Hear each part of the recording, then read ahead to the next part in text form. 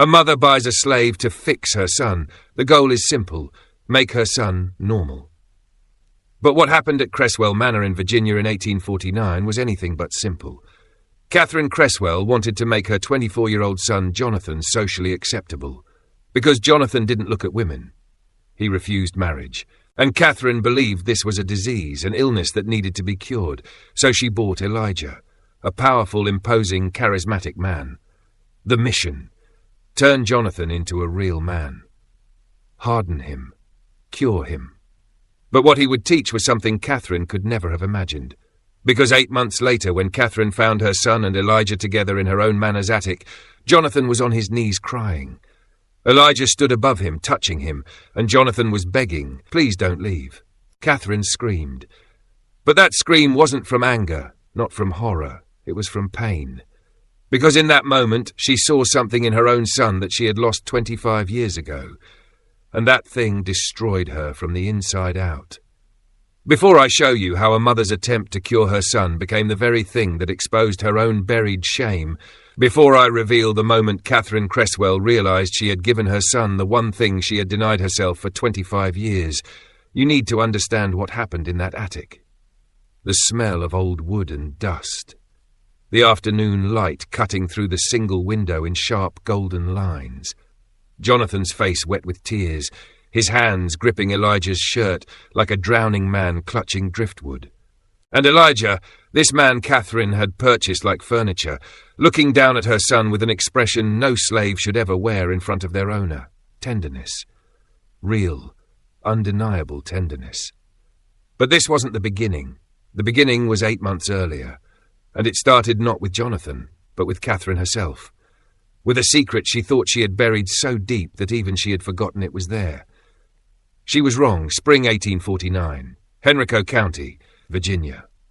The Cresswell plantation sat on 800 acres of prime tobacco land along the James River, where morning fog rolled thick across the fields like ghosts reluctant to leave. The main house was a testament to old Virginia wealth.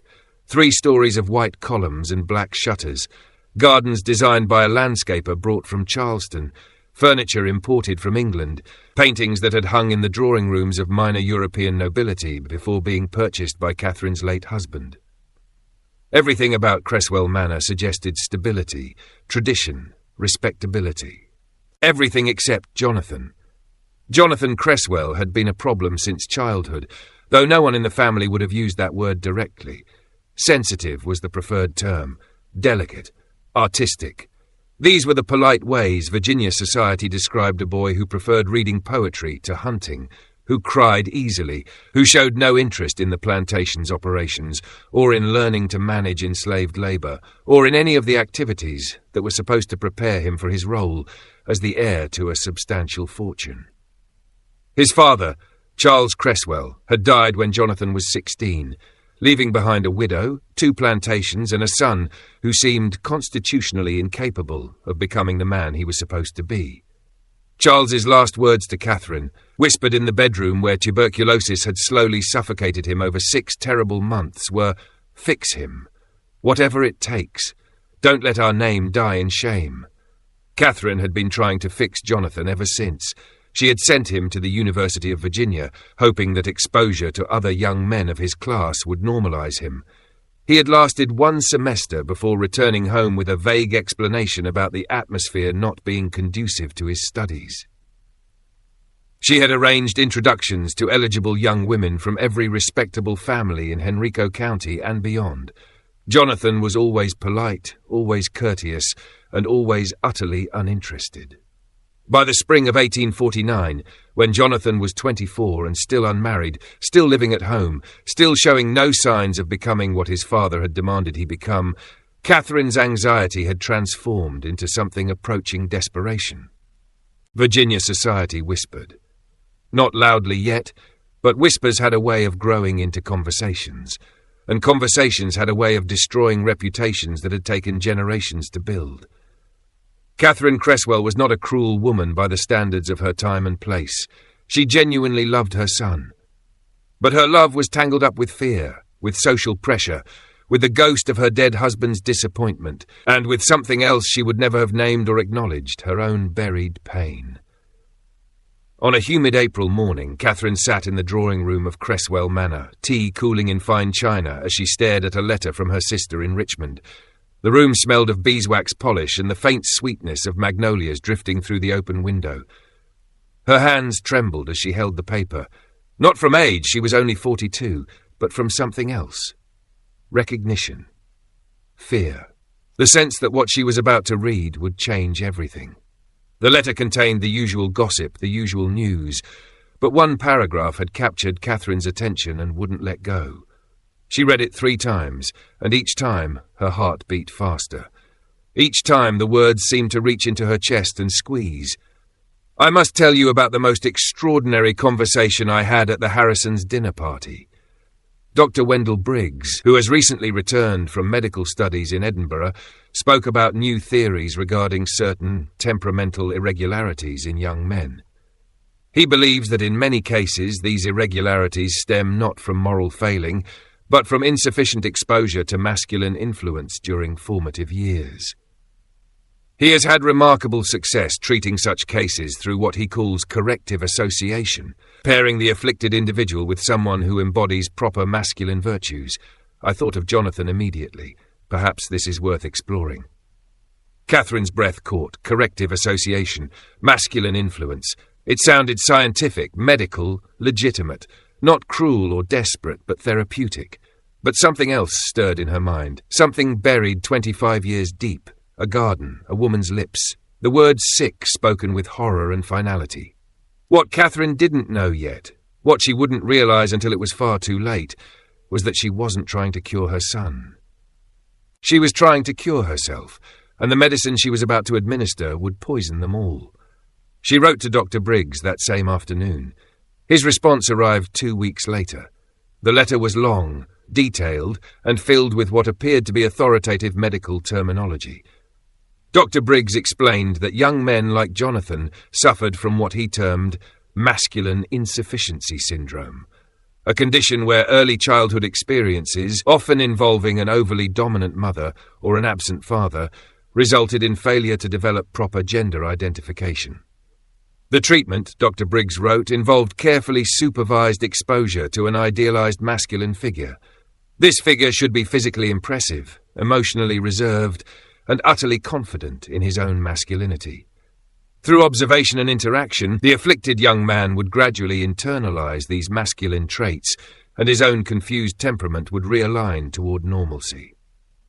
Dr. Briggs concluded with a practical suggestion that made Catherine's heart race. In your particular circumstances, Mrs. Cresswell, you have access to an ideal solution. Select an enslaved man of suitable characteristics and assign him to work closely with your son. The power dynamic inherent in the slave-master relationship provides an additional therapeutic benefit, as it reinforces your son's position of masculine authority while exposing him to masculine traits he currently lacks. Catherine read this letter in the privacy of her bedroom, the door locked, her hands trembling slightly. It was scandalous. It was unorthodox. It was exactly what her husband had demanded, whatever it takes. She spent 3 days thinking about it. Then she sent her overseer to Richmond with instructions to find a very specific type of slave at the auction houses. The overseer, a man named Silas Brennan, who had worked for the Cresswells for 20 years, returned a week later with Elijah. Catherine's first sight of Elijah was from the drawing-room window. She watched as Silas led him up the long drive toward the main house, and something in her chest tightened with an emotion she couldn't quite name.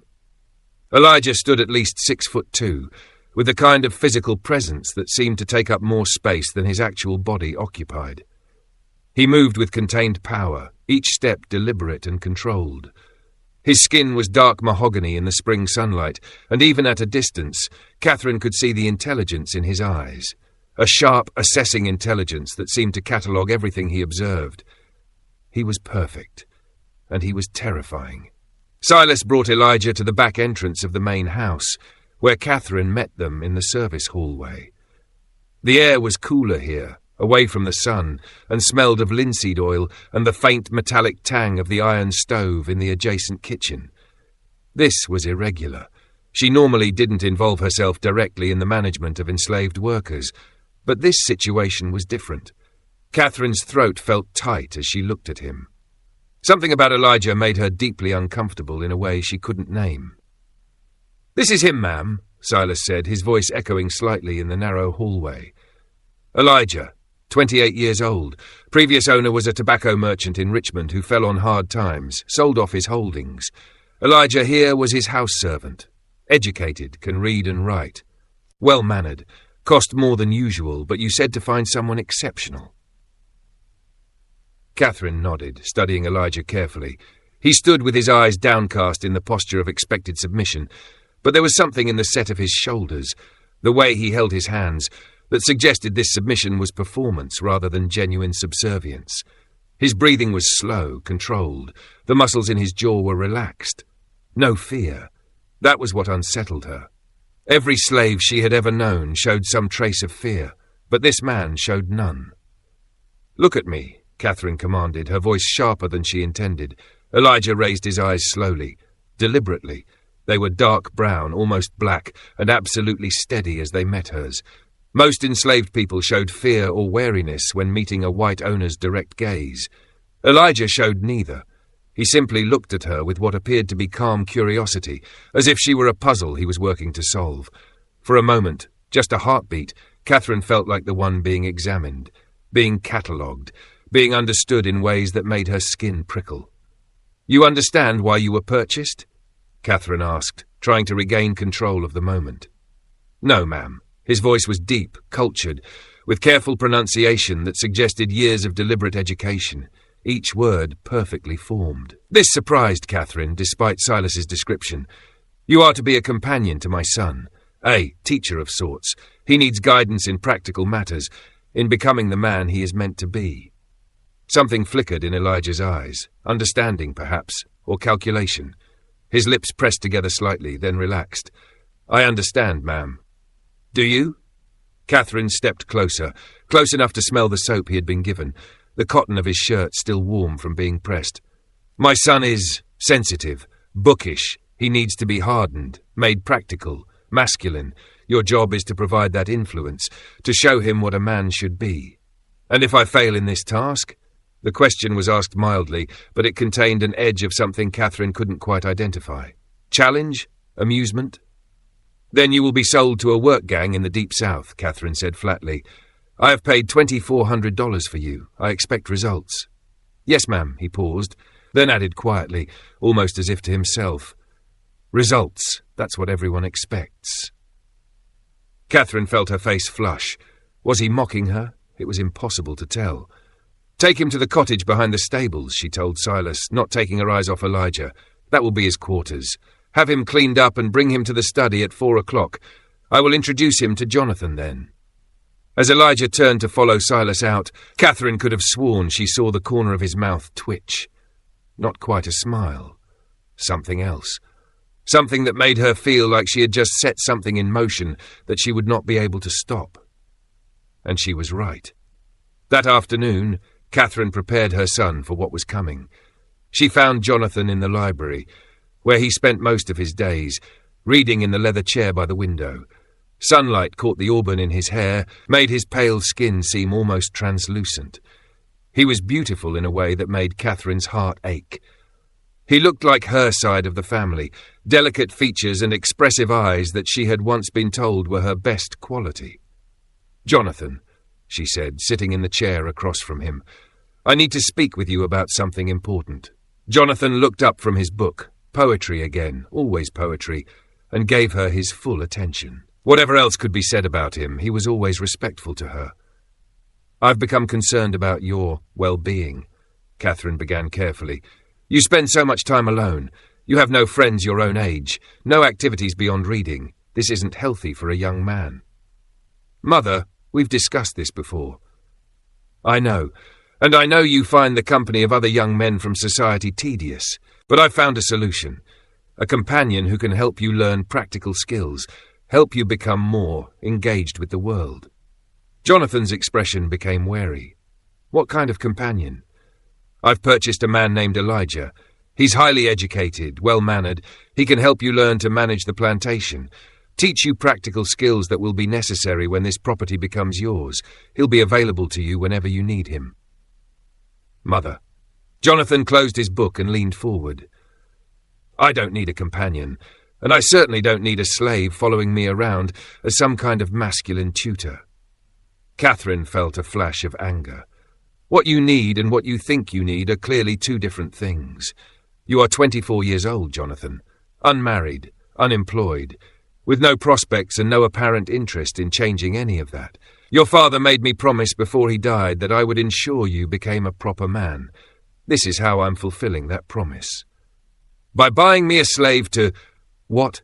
Teach me how to be cruel, how to see other human beings as property, to teach you how to take your place in society. Catherine's voice rose despite her intention to remain calm. To teach you strength, decisiveness, practical knowledge, to give you a masculine influence that you've lacked since your father died. Jonathan stood, his book falling to the floor. I don't want to be influenced. I don't want to be changed. I am who I am, Mother. Why can't that be enough? Because it isn't, Catherine thought but didn't say. Because society doesn't accept who you are. Because I can see in your eyes the same thing I see in mine when I look in the mirror too long, and that terrifies me more than anything. This isn't a discussion, Jonathan. Elijah will be brought to you this afternoon. You will treat him with courtesy, and you will allow him to assist you. That is final. She left before he could respond further. At 4 o'clock, Catherine stood in the study with Jonathan, who had positioned himself behind his father's old desk, as if that physical barrier might protect him from whatever was coming. The room smelled of leather and old pipe tobacco, even though Charles had been dead for 8 years. Some smells, Catherine thought, never truly left. When Silas knocked and entered with Elijah, Catherine watched her son's reaction carefully. Jonathan's eyes went wide. His book, poetry, always poetry, slipped from his fingers and hit the desk with a soft thud. He stood up abruptly, his chair scraping against the floor, then sat back down, then stood again, his movements jerky and uncoordinated. His face flushed red from his collar to his hairline. His hands fidgeted with a pen on the desk, dropped it, picked it up again. His breathing changed, became shallow and quick, his chest rising and falling visibly beneath his white shirt. Catherine's heart sank. She recognized that reaction, though she would die before admitting it aloud. It was the same way she had reacted the first time she saw Elizabeth Thornton at age 17, before she had learned to bury such reactions so deep that even she forgot they existed. The way your body betrays you when you see someone and understand, instantly and irrevocably, that they will matter to you in ways that can never be acknowledged. Jonathan, she said firmly, trying to pull him back to himself, this is Elijah. He will be assisting you with learning practical plantation management. Elijah, this is my son, Jonathan Cresswell. Elijah bowed slightly, his eyes on Jonathan. Sir. Jonathan seemed incapable of speech. His mouth opened, closed, opened again. His hands gripped the edge of the desk so hard his knuckles turned white. He stared at Elijah with an expression Catherine had never seen on his face before, a mixture of fear, fascination, and something else she refused to name. Finally, barely a whisper, hello. Elijah's expression remained neutral, but his eyes never left Jonathan's face. He was reading him, Catherine realized. Reading every nervous gesture, every flush, every betrayal of Jonathan's body language, and understanding exactly what it meant. Say hello to him properly, Jonathan, Catherine prompted, her voice harder than she intended. Hello, Jonathan's voice came out strangled. It's welcome to Cresswell Manor. Thank you, sir. Elijah's voice was gentle, almost kind. I look forward to working with you. Catherine watched the way Jonathan flinched at those words, working with you, as if they had some secondary meaning only he could hear. The moment stretched uncomfortably. The clock on the mantel ticked. Somewhere outside a bird called. Normal sounds. Everything should be normal. Finally, Catherine dismissed Silas and addressed both men, though she was watching Jonathan. Elijah, you will report here each morning at 8 o'clock. Jonathan will give you tasks and assignments. You are to assist him, advise him, and help him develop the skills he will need to run this plantation someday. Is that clear? Yes, ma'am. Jonathan, do you understand? Yes, Mother. His eyes hadn't left Elijah's face. Catherine left them there, closing the study door behind her. She stood in the hallway for a moment, pressing her palm flat against the cool wood panelling, trying to calm the anxiety twisting in her stomach. The floorboards creaked slightly beneath her feet. Her hands were shaking. This would work. It had to work. Dr. Briggs had been confident. The medical literature was clear. Exposure to proper masculine influence would correct Jonathan's temperament. But as Catherine walked away, she couldn't shake the image of the look on Jonathan's face when Elijah entered the room. It wasn't the look of someone seeing a teacher or mentor. It was the look of recognition. Inside the study, an awkward silence stretched between Jonathan and Elijah. Jonathan had resumed his position behind the desk, gripping its edge with white-knuckled hands. Elijah stood in the center of the room, waiting. "I'm sorry about this," Jonathan finally said. "My mother has ideas about what I should be. You shouldn't have been brought into it." "I had no choice in being brought into it," Elijah replied evenly. "No, of course not. I'm sorry." Jonathan ran his hand through his hair. "I suppose we should establish what you'll be doing. My mother expects me to give you tasks. And what tasks do you have in mind, Mr. Cresswell?" "Please don't call me that. Just Jonathan is fine." Elijah's eyebrow raised slightly. "That wouldn't be appropriate, sir. Neither is this entire situation, but here we are." Jonathan stood and moved to the window, putting space between himself and Elijah. "You were a house servant in Richmond. What did you do there?" "I managed my previous owner's accounts, his correspondence, his schedule, his household." "Then you're more qualified to run this plantation than I am." Jonathan laughed bitterly. "I know nothing about any of that. I read poetry. I play piano. I'm useless for anything practical. Your mother believes I can change that." "My mother believes a lot of things that aren't true." Jonathan turned to face Elijah. "She believes I'm sick, that there's something wrong with me that needs to be fixed. Do you believe that?" The question hung in the air. Elijah studied Jonathan carefully before answering. "I believe we all have things about ourselves that society says are wrong. The question isn't whether society is right, it's whether we have the strength to survive being wrong." Jonathan stared at him. Something in those words, in the way Elijah said them, made his breath catch. "How old are you?" Jonathan asked suddenly. 28, sir." "And how long have you been?" He gestured vaguely, unable to say the word. "Enslaved? Since birth. My mother was a house servant in Petersburg. My father was her owner. He sold us both when I was 6. The casual way Elijah stated these facts, as if discussing the weather, was somehow worse than if he had spoken with anger or pain. "I'm sorry," Jonathan said again, the words feeling pathetic and inadequate. "For what? You didn't enslave me. You didn't buy me." Elijah paused. "Your mother did. To fix me." "Yes, and if I can't be fixed, if there's nothing to fix?" Elijah looked at him for a long moment. "Then I suppose we'll both have to figure out what that means." That first afternoon, they talked for 2 hours. Not about plantation management or practical skills, but about books. Jonathan was so surprised to find someone who had read the same poets he loved that he forgot to be nervous. Elijah had read Wordsworth, Byron, Shelley. He could quote Keats from memory. They discussed the Romantic movement, the difference between American and British poetry, the way language could capture emotions that couldn't be spoken directly. When Catherine checked on them before dinner, she found them both sitting, Jonathan behind the desk and Elijah in a chair across from him, deep in conversation about literature. They both looked up when she entered, and something about the scene disturbed her, though she couldn't say exactly what. Perhaps it was the way they sat, too comfortable, too equal. Or perhaps it was the way Jonathan's eyes were bright, in a way she hadn't seen in years, alive with excitement and engagement. Or perhaps it was the way Elijah looked at her son, not with the careful blankness enslaved people usually wore around their owners, but with something that looked almost like interest, genuine interest. "How did it go?" she asked Jonathan after Elijah had been dismissed for the evening. "Fine." Jonathan's voice was neutral, but his eyes were bright in a way Catherine hadn't seen in years. His hands were still trembling slightly. "He's very knowledgeable." "Good. You'll work with him again tomorrow." "Yes, Mother." That night, Catherine lay in her bed unable to sleep. The conversation with her sister's letter ran through her mind on endless repeat. corrective association, masculine influence. But as she remembered the way Jonathan had looked at Elijah, the way his entire demeanour had changed, she felt the first whisper of doubt. What if this doesn't fix him? What if it makes him worse? She pushed the thought away. Dr. Briggs was a respected physician. The theory was sound. She just needed to give it time. But in the darkness of her bedroom, Catherine couldn't stop thinking about Elizabeth Thornton, about the garden, about the kiss that had defined and destroyed the rest of her life, and she wondered for the first time if she was trying to save Jonathan from himself, or condemn him to the same prison she had built around herself 25 years ago.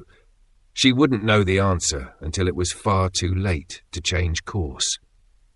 Because by the time Catherine realized what she had done, by the time she understood that she hadn't bought her son a teacher, but rather given him a key to a door she had spent 25 years keeping locked, Jonathan and Elijah would already be past the point of no return.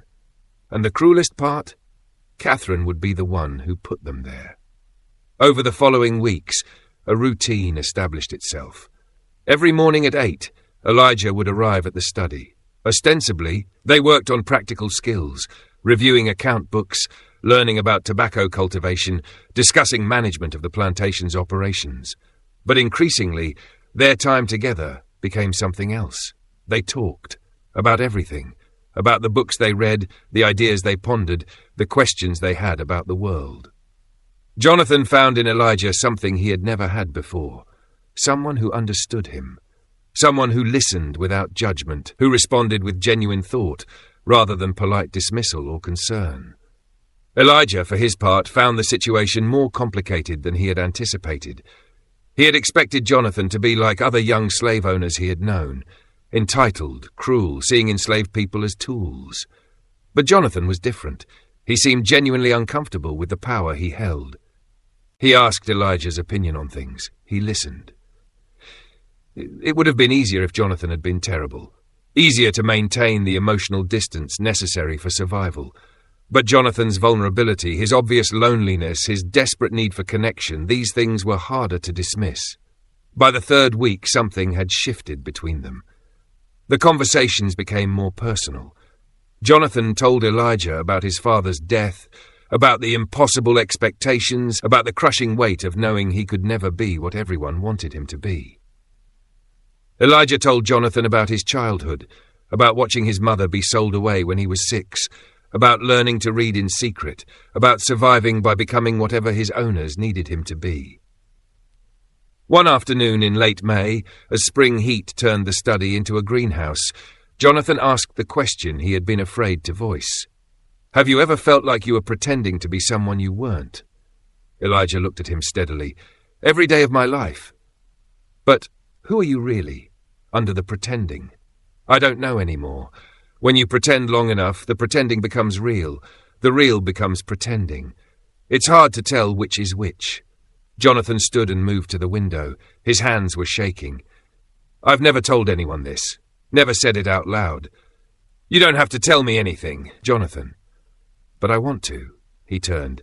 I'm tired of pretending, of being alone with this, of feeling like there's something fundamentally broken about me. There's nothing broken about you. How do you know? You barely know me. I know enough, Elijah said quietly. I know that you're kind, that you read poetry that makes you cry, that you hate the idea of owning other human beings, that you look at the world differently than you're supposed to. None of that is broken. It's just different. Different isn't allowed. Not here. Not for people like me. I know. They stared at each other across the room. Something unspoken passed between them, an understanding, an acknowledgement of shared recognition. I've never felt this way about a woman, Jonathan whispered. Never. My mother thinks it's a sickness, that it can be cured. But I know the truth. It's not that I don't feel attraction, it's that I feel it, differently than I'm supposed to. Elijah's expression didn't change. And how do you feel it? I think you know. I need you to say it. I can't. Because if you don't say it, you can pretend it isn't real. Keep it in the space of uncertainty. But Jonathan, uncertainty is its own kind of prison. Jonathan's breath was coming fast now, his face flushed. What about you? Have you ever felt? Yes. The single word landed like a stone dropped in still water, sending ripples outward. "But you've had to hide it." Jonathan said, "I've had to hide everything. My thoughts, my feelings, my intelligence, my anger, my humanity. Hiding one more thing isn't harder than hiding all the rest." "That's not fair." "No," Elijah agreed, "it's not."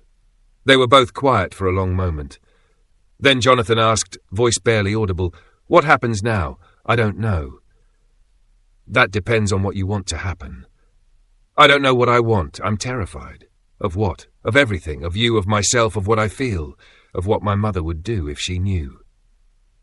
Elijah stood and moved closer, though he maintained a careful distance. "Your mother brought me here to change you, to make you into something you're not. She thought exposure to me would cure what she sees as your sickness. She doesn't understand that the only thing I can teach you is how to survive being yourself in a world that wants you to be something else." "And how do you survive that?" "Very carefully. By knowing when to hide and when to be real. By finding the moments when you can let yourself breathe. By understanding that survival isn't the same as living, but sometimes it's all we get." Jonathan took a step forward, then another, until he was standing directly in front of Elijah, so close he could feel the heat radiating from him. "I don't want to just survive," Jonathan whispered. "I know. I don't know what to do. I don't know how." "Jonathan," Elijah's voice was gentle, "we don't have to do anything. We can keep talking, keep being honest with each other. That's enough. Is it? Is it enough for you?" The question was loaded with everything Jonathan couldn't say directly. Elijah understood. "What I want isn't relevant. I'm not here by choice." The words were a reminder, a line drawn in the sand.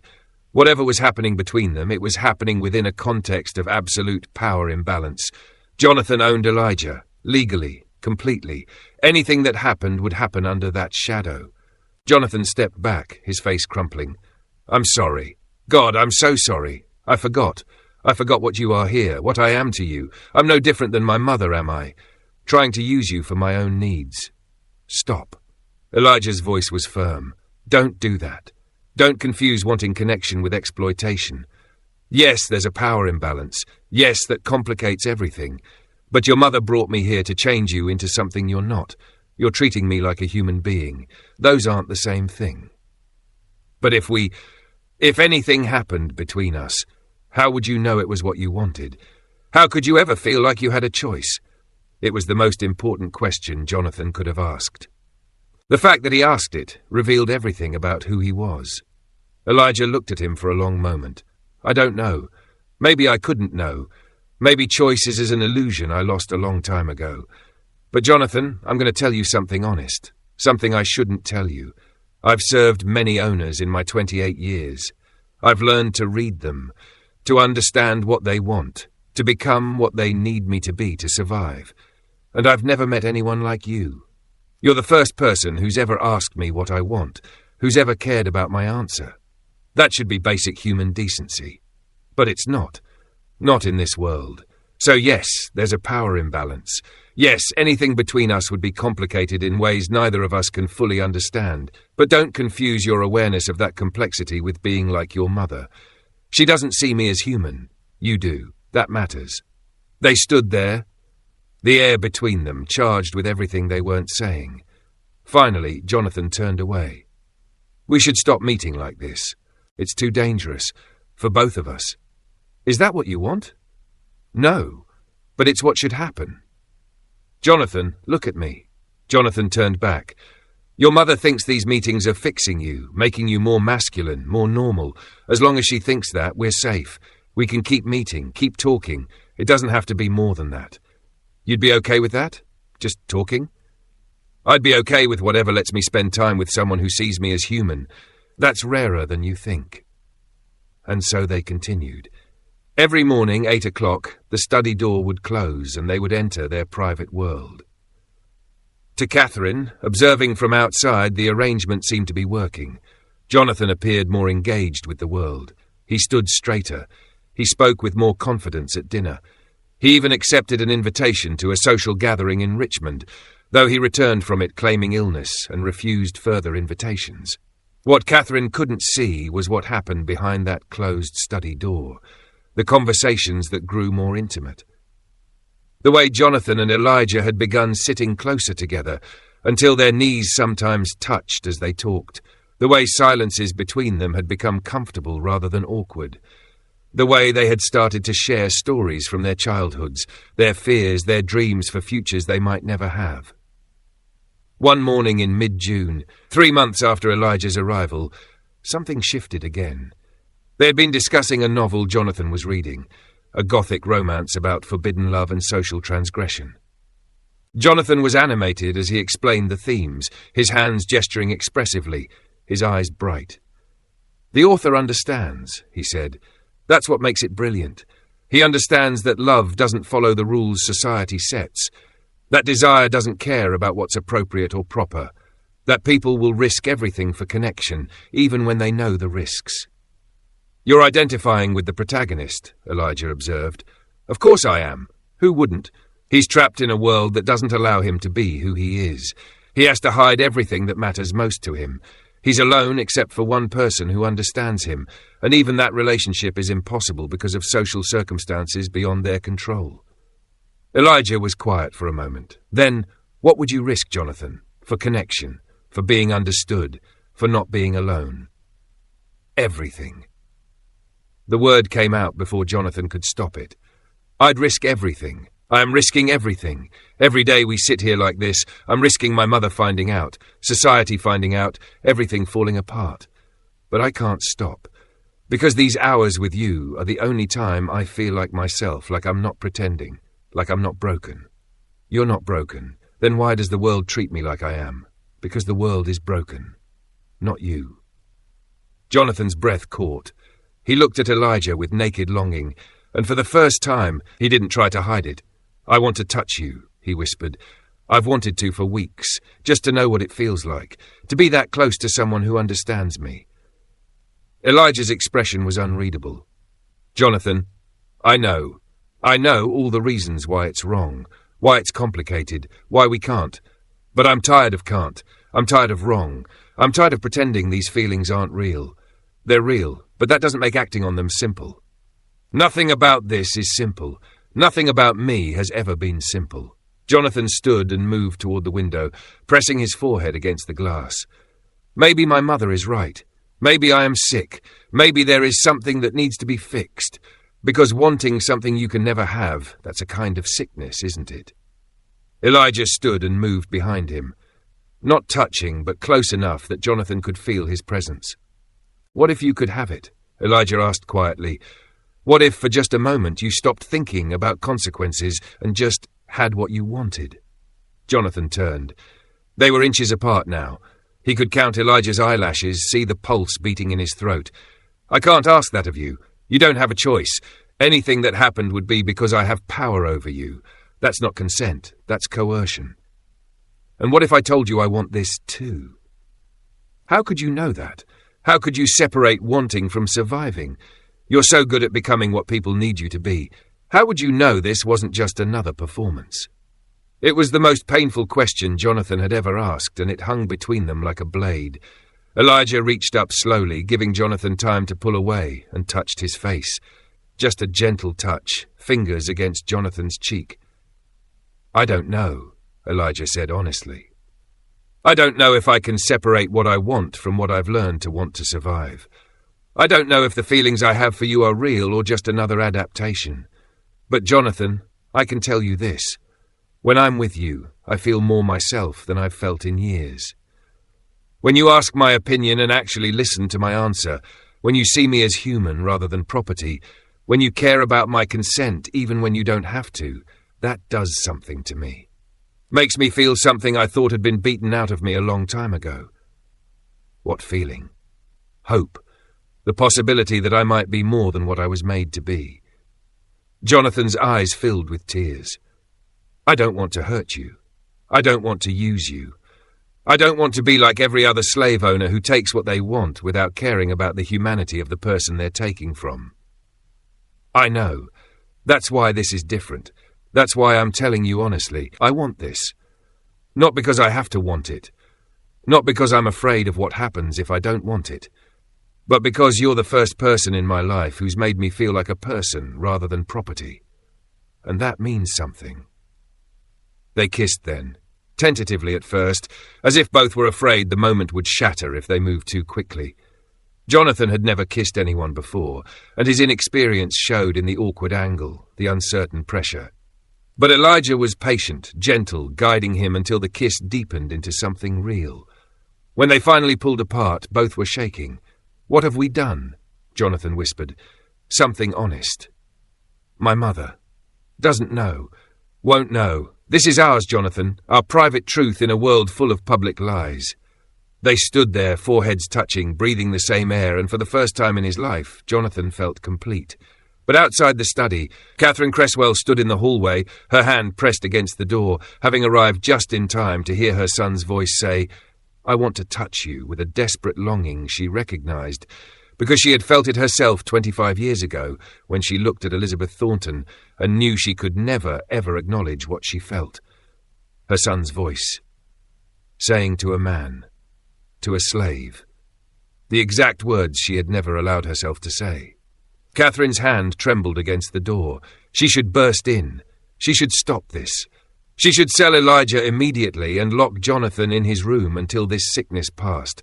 But she didn't move. Because behind that door, her son was experiencing something she had denied herself for an entire lifetime, and she didn't know if she was horrified or envious or both. Catherine walked away from the study door on legs that felt unsteady.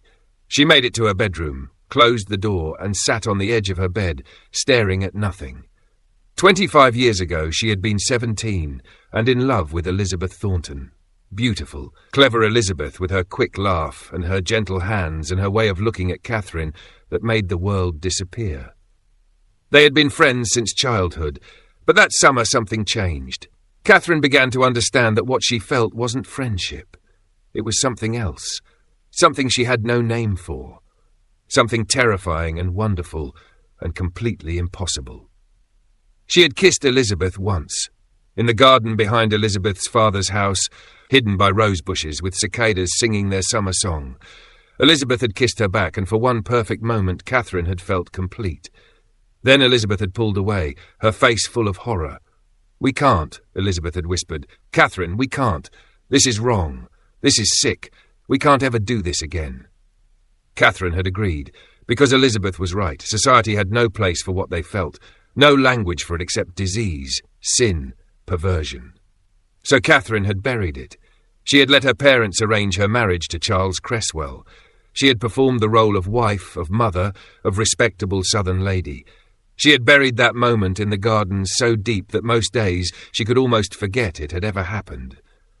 Except sometimes late at night, when sleep wouldn't come, she would remember Elizabeth's lips on hers, and she would hate herself for wanting something so impossible, so wrong. And now her son, her beautiful, gentle son, was behind that closed study door, experiencing what she had denied herself, believing he could have it, not understanding that the world would destroy him for it.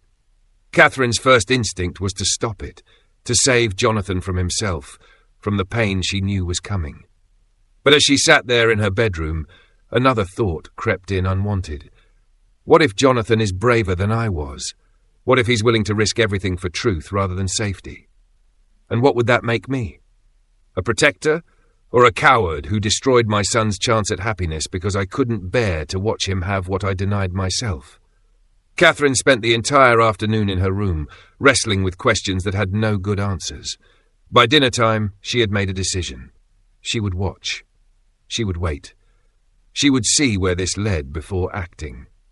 If Jonathan's relationship with Elijah remained private, if it didn't threaten the family's reputation, if it could exist in the shadows, maybe she could allow it, for a while, until Jonathan came to his senses or until circumstances forced her to intervene. It was a rationalization, and she knew it, but it was also the only thing she could live with. Over the following months, Catherine maintained her silent vigil. She watched as Jonathan became more alive than she had ever seen him. He smiled more. He engaged with the world. He even started learning genuinely about plantation management, discussing it with Elijah, and then bringing questions to Catherine at dinner. To anyone observing from outside, Catherine's plan appeared to be working brilliantly. Jonathan was being fixed, made masculine, made normal. Only Catherine knew the truth. Her son wasn't being fixed. He was falling in love, and she was letting it happen. By early autumn, Jonathan and Elijah had developed a physical relationship in addition to their emotional one.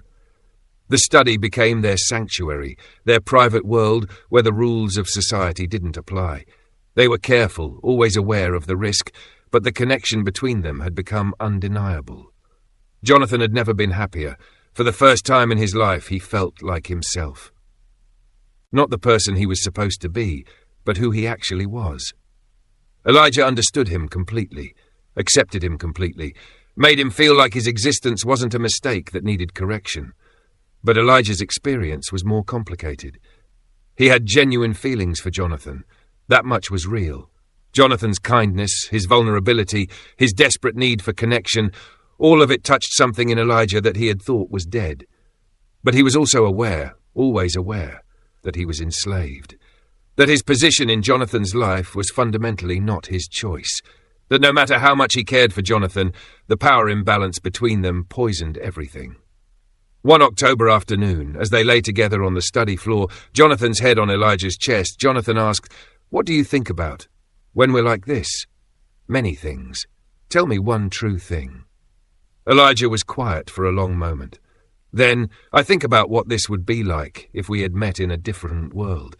If I was free, if we could choose each other without power and property complicating everything. Would you choose me in that world? I don't know. I don't know who I would be in a world where I was free. I've never been that person." Jonathan raised his head to look at him. "That makes me sad. It makes me sad too. If I freed you, if I wrote up papers today giving you your freedom, would you stay? Would you still want to be here with me?" It was the question Elijah had been dreading, because he didn't know the answer. "Don't," Elijah said. "Don't ask me that." "Why not?" "Because if you freed me and I left, it would break your heart.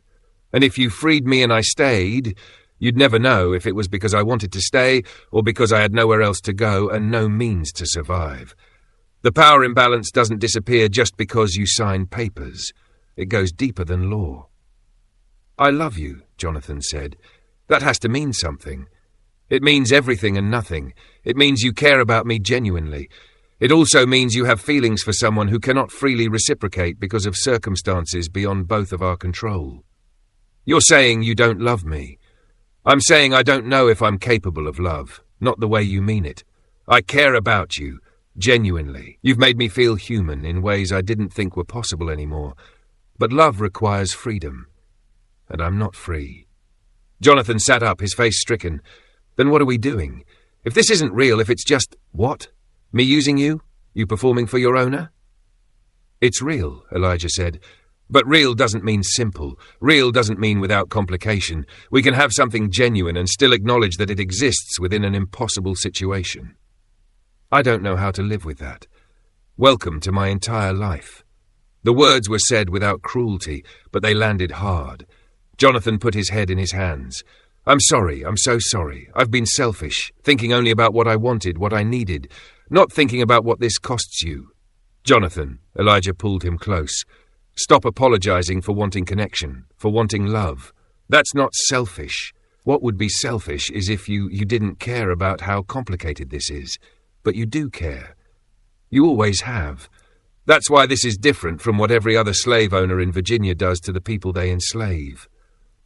But is different enough? Is being aware of the problem enough when I'm not willing to solve it by letting you go? I don't want you to let me go."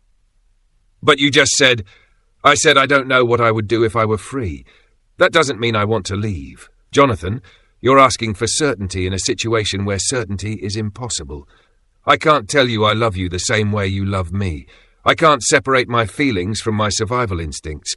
But I can tell you this is the closest thing to real I've ever had, and I don't want to lose it." They held each other on the study floor, two people trying to find truth in an impossible situation. Jonathan's breathing was gradually slowing, his body relaxing against Elijah's chest. The room smelled of old books and the faint scent of the beeswax candles that had burned down to stubs. Neither of them noticed that the door had opened a crack. Catherine stood there, frozen. One hand gripped the doorframe so tightly her fingers ached. The other pressed against her mouth, holding back a sound that wanted to escape. She didn't even know what kind of sound it would be. A scream? A sob? She watched her son cry in the arms of a man he loved and could never truly have. She watched Elijah hold Jonathan with a tenderness that seemed genuine even through all the complications. One of Elijah's hands moved slowly through Jonathan's hair, a gesture so intimate, so tender, that Catherine felt something crack open inside her chest. And in that moment, she saw exactly what she had done, not what she thought she had done. Not what she told herself she was doing, but what she had actually done. She had brought Elijah here to fix Jonathan, to make him normal, to cure him of the very thing she saw reflected in her own mirror every morning when she looked too long. Instead, she had given her son a taste of the exact thing she had spent 25 years denying herself. Connection, understanding, love that defied all social rules. And now Jonathan would spend the rest of his life either hiding that love or being destroyed by it, just like she had hidden hers, or been destroyed by it. She couldn't tell any more which one she had done, perhaps both. Catherine's vision blurred. The hallway tilted. She gripped the doorframe harder, her nails digging into the wood, and forced herself to breathe. In, out, normal. Everything had to stay normal, but nothing would ever be normal again. On the study floor, Jonathan lifted his head and looked at Elijah. His voice was barely a whisper. "Promise me something." "What?" "Promise me you won't leave, no matter what happens, no matter what my mother does. Promise me we'll find a way." Elijah's expression was unreadable. "Jonathan, I'm enslaved. I don't have the power to make that promise. Your mother could sell me tomorrow and I couldn't stop her. Then I'll buy your freedom. I'll write the papers myself." "And then what? A freed black man and a white plantation heir living together? How long do you think that would last before someone noticed? Before someone asked questions?" "I don't care. You should care, because caring is what keeps us alive. Caring is what makes this survivable." Elijah's hand cupped Jonathan's face. "I'm not leaving you, but I also can't promise we'll always have what we have now. Life doesn't work like that, especially not for people like us." "People like us?" Jonathan repeated bitterly. "People who have to hide, who have to pretend, who have to live in the spaces between truth and lies. Yes, people like us." In the hallway, Catherine pulled back. She closed the door as quietly as she could manage. Her hands were shaking so badly she could barely grip the handle. She walked to her bedroom on legs that felt unsteady. Every step echoed too loudly in the empty hallway. When she reached her room, she locked the door behind her and sat on the edge of her bed, staring at nothing. For several minutes she simply sat there, breathing, trying to process what she had seen, trying to understand what it meant. Then she stood, moved to her writing desk, and pulled out paper. Her hands still shaking, she wrote a letter to Dr. Briggs. The words came slowly, carefully. Clinical language to describe something that felt anything but clinical. She described the situation as objectively as she could manage. Her son appeared attached to the enslaved man she had purchased as therapeutic influence. The attachment seemed to have gone beyond the intended bounds. She needed advice on how to proceed. She sealed the letter, addressed it, and set it aside for posting in the morning. Then she pulled out a second piece of paper, and in handwriting that looked nothing like her usual careful script, jagged, desperate, almost illegible, she wrote, "Elizabeth, 25 years ago, in your father's garden, you told me what we felt was wrong, that it could never happen again, that we had to bury it and move on.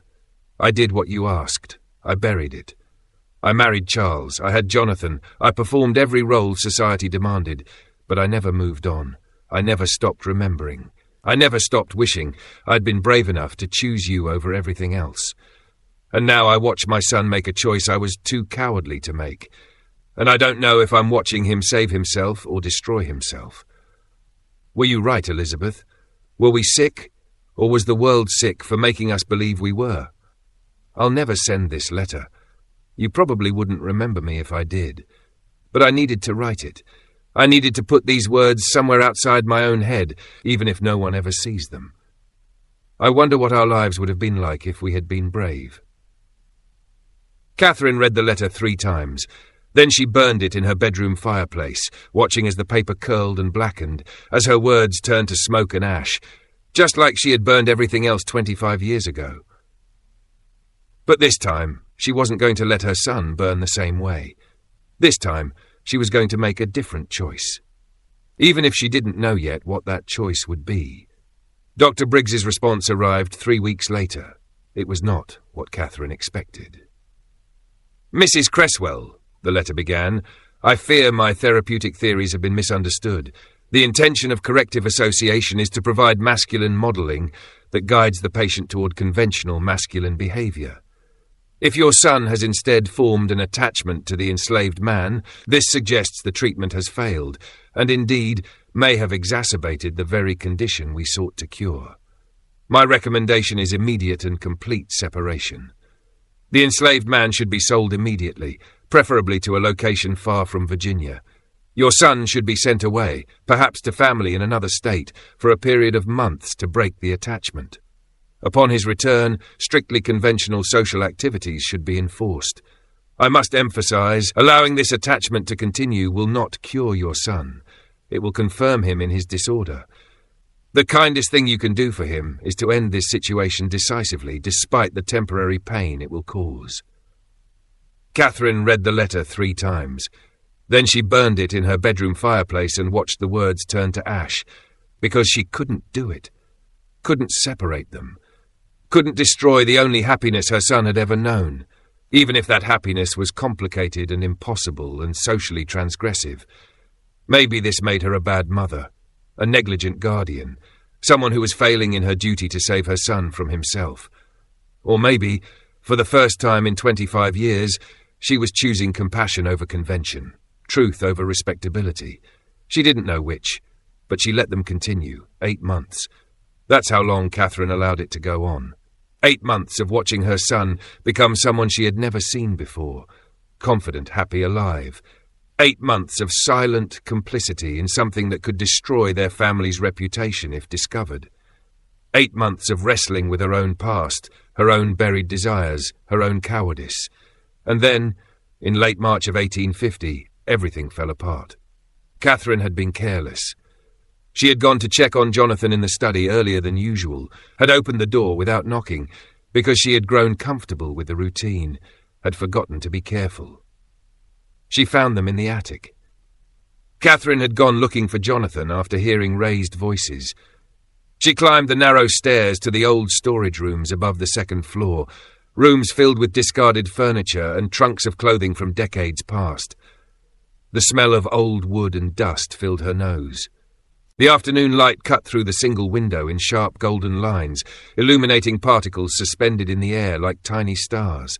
And there they were, Jonathan on his knees on the rough wooden floor, his arms wrapped around Elijah's waist, his face pressed against him, crying. Not quiet tears, real sobs that shook his whole body. Elijah stood above him, one hand in Jonathan's hair, gentle, comforting, the other resting on his shoulder. The tenderness in that gesture, that was what broke Catherine's heart. Because it was real, undeniably real. As Catherine stood frozen in the doorway, barely breathing, her hand gripping the doorframe for support, she heard Jonathan say through his tears, "Please don't leave. Please, I can't lose you. I'll die if you leave. I'll actually die." And Elijah's voice, quiet and sad, filled with a weariness that spoke of years of impossible situations. "Jonathan, you don't own me. You own my body, my labour, my legal status. But you don't own me. My thoughts, my heart, those are still mine. And someday you're going to have to choose whether that matters to you." "It matters," Jonathan choked out. "God, it matters.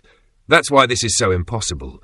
I love you and I own you, and those two things can't exist in the same space, and I don't know how to." The conversation stopped when they noticed Catherine. Both men turned to look at her. Jonathan's face went white, bloodless. His hands dropped from Elijah's waist. Elijah's expression became carefully blank, his body shifting subtly into the posture of a slave in the presence of his owner, all that tenderness draining away like water through a sieve. Catherine made a sound. Not a word, just a sound. A cry of anguish that came from somewhere deep inside her, from the part of herself she had buried 25 years ago when she decided to survive instead of live. Because in that moment, seeing her son on his knees, begging another man not to leave, she saw herself at 17, standing in Elizabeth Thornton's garden, being told that what she felt was wrong and sick and could never be acknowledged. She saw the life she had lived instead. The marriage without love, the years of pretending, the slow death of the person she might have been. Every dinner party where she smiled and played the role of gracious hostess while feeling nothing. Every night lying beside a husband she respected but never desired. Every morning waking up and putting on the mask of normalcy until she couldn't remember what her real face looked like underneath. And she saw what she had done to her son by trying to fix him. She had given him hope, let him taste connection, let him believe he could have what she never allowed herself to have. And now she would have to take it away, because that's what the world demanded. Or she would have to choose differently. "Mother," Jonathan said, standing quickly, his voice panicked, breaking. "Mother, it's not. We weren't." But Catherine held up her hand. She couldn't hear excuses, couldn't process explanations. Not yet. Not while her heart was hammering in her chest and her vision was blurring, and the smell of dust and old wood was making her remember things she had worked so hard to forget. She looked at Elijah. "Get out." Elijah glanced at Jonathan, their eyes meeting for just a second, a whole conversation in that glance, then left the attic without a word, his footsteps echoing on the narrow stairs. Catherine and Jonathan stood alone in the dusty room. Silence stretched between them, heavy with everything they couldn't say. The afternoon light shifted. Dust motes danced, normal things, but nothing would ever be normal again. "You've been watching us," Jonathan said finally. Not an accusation, a statement. His voice was hoarse from crying. "Yes. For how long?" "Since the beginning. I heard you that first day, when you told him you wanted to touch him." Jonathan's face crumpled. His knees seemed to give out, and he sank back down onto the floor, sitting now, instead of kneeling, his back against an old trunk. "Then why? Why did you let it continue? Why didn't you stop us immediately?" And that was the question Catherine had been avoiding for 8 months. Why had she let it continue? What possible reason could justify watching her son fall in love with a man, with a slave, with someone he could never openly be with? She walked further into the attic, closed the door behind her, and sat down on the floor across from Jonathan. Sat right down in her expensive dress on the dusty floorboards, because suddenly all the rules that had governed her entire life seemed absurd and arbitrary and meaningless.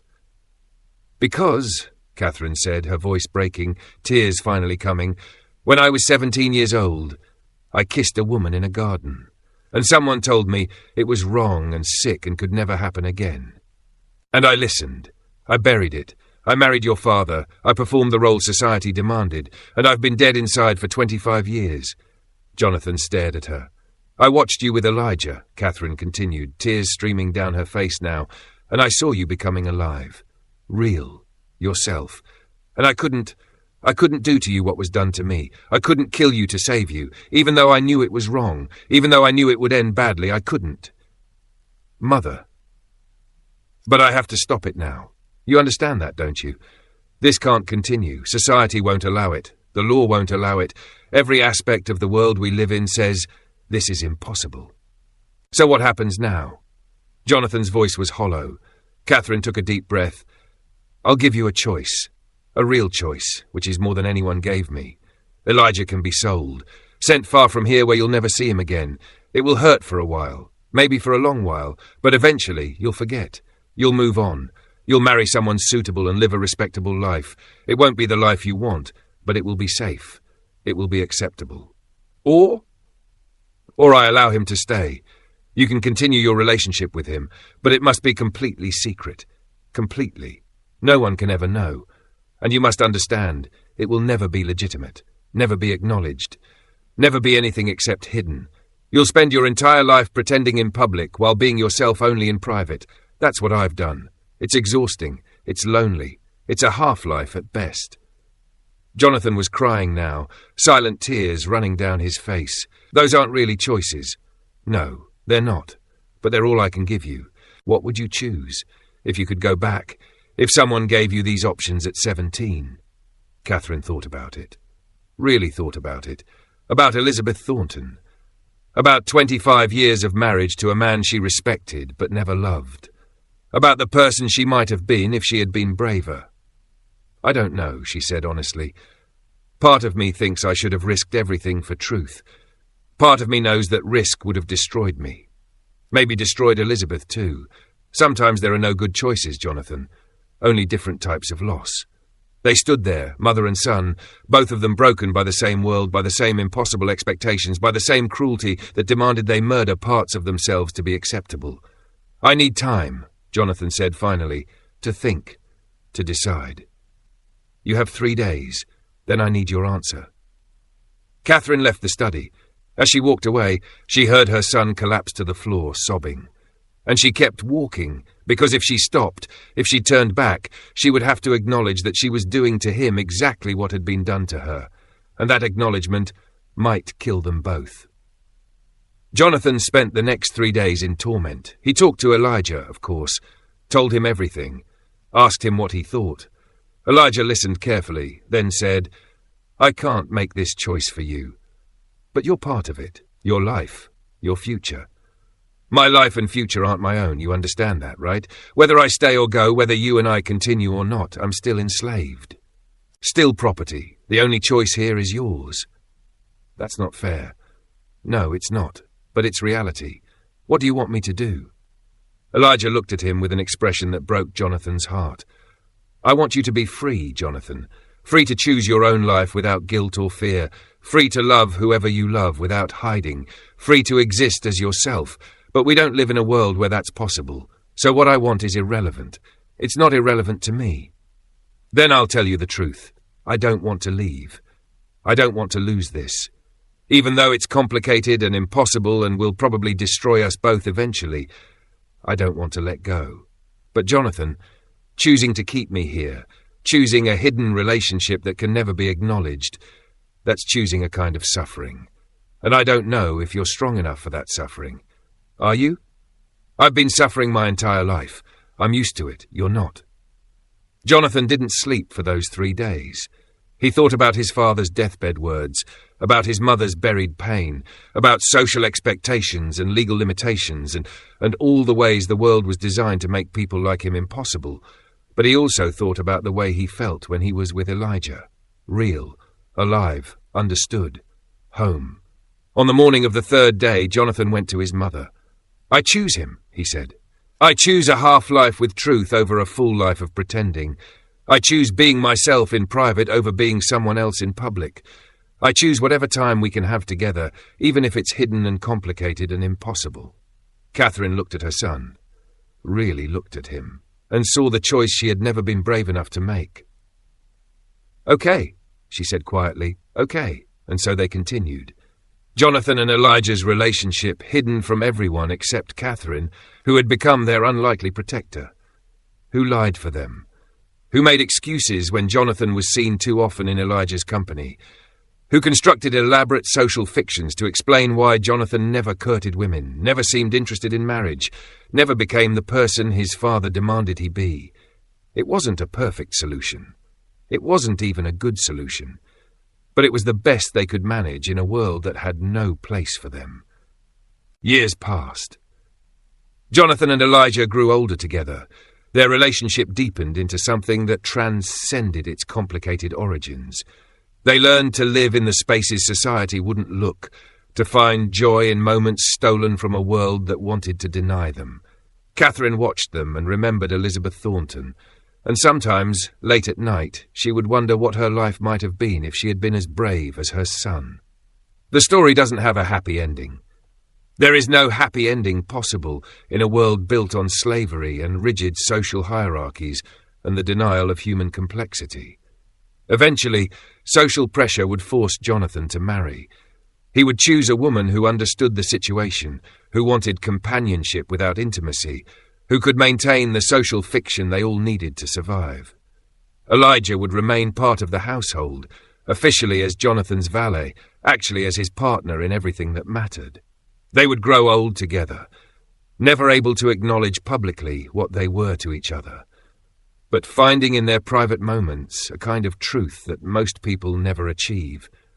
And Catherine would watch over them both, protecting their impossible love because she had never been able to protect her own. This is not a story about good choices or bad choices. It's a story about surviving in a world that gives you no good choices. About finding truth in a society built on lies. About loving despite every reason not to. It's a story about Jonathan Cresswell and Elijah, yes. But it's also a story about Catherine Cresswell, who spent 25 years burying herself and found redemption in refusing to bury her son the same way. It's a story about the price of conformity and the cost of truth. About the damage society does when it demands people murder parts of themselves to be acceptable. About the bravery required to love in a world designed to prevent exactly that love. And most of all, it's a story about the question that haunts everyone who has ever felt wrong in their own skin. Do you survive by becoming what the world demands, or do you risk everything to remain yourself? Neither answer is wrong, neither answer is right. There is only the answer you can live with. And sometimes, living with the truth hidden is the only way to keep that truth alive at all.